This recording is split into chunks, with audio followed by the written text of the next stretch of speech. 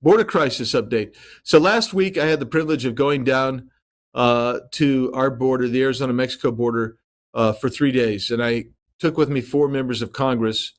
As I go often, many times I do take fellow members of Congress so they can see it. Some of these had been to the border, but they'd never been to Arizona's border. And we went down, we were in Cochise County and went from Cochise County all the way over to Yuma. And we talked with elected officials, ranchers, and residents who live along the border. We talked to local law enforcement. We talked to Border Patrol agents to get a feel for what's happening now.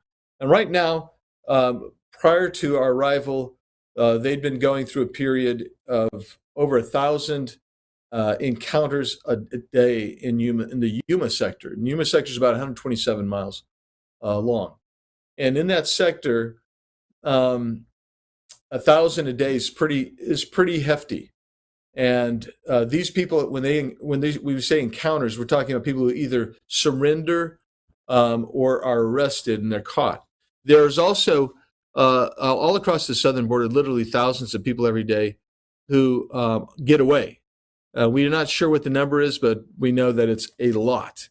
The number of encounters total along the southern border in July was about 24 short of 200,000. It was 199,976 in July.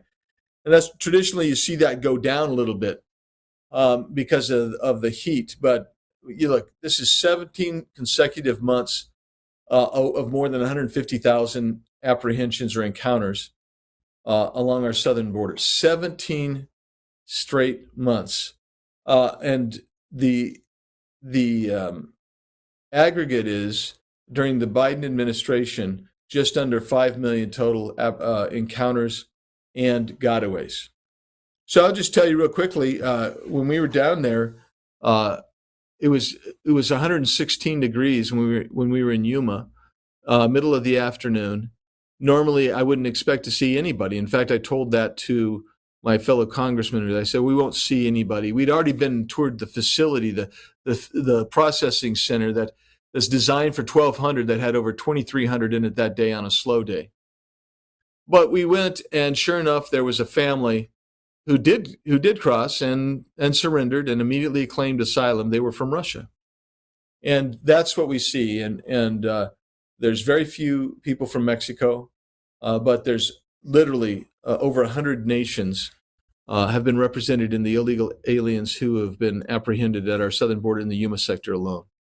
And the sector that leads the nation in gotaways is the Tucson sector, which is where the drug smuggling and high interest individuals are being smuggled and trafficked.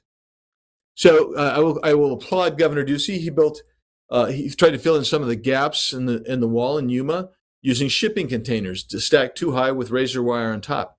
It closes some of the gaps near the Morelos Dam in Yuma.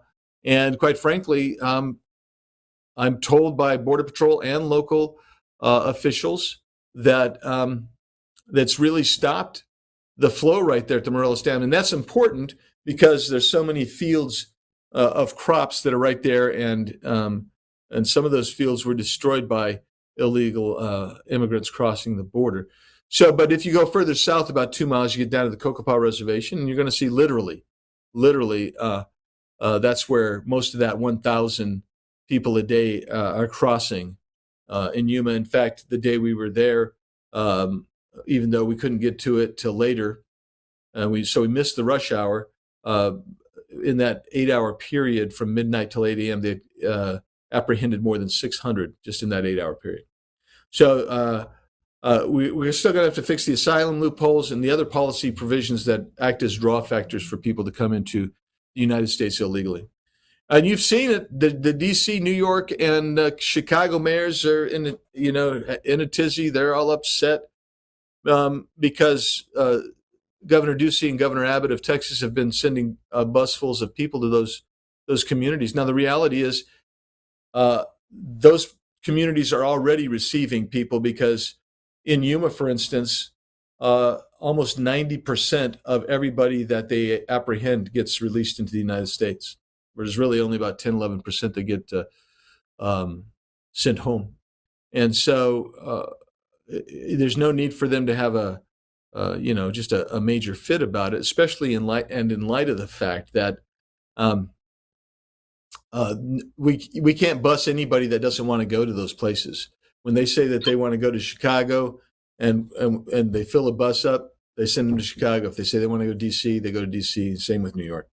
So I will just comment. Recently, the White House Press Secretary Karine Jean-Pierre basically said that it's not true that people simply walk across the border.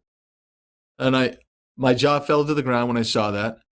I wrote her a letter saying, come on down to the border. I will show you, because I can show you place after place along our 2,000 plus mile border from San Diego to McAllen, where people literally just walk across the border. Or in Rio Grande, they literally just get in a raft and swim across the border. And we actually, in those places, we have signs saying Border Patrol this way. And so people will come in and they'll see the sign, they'll go over there.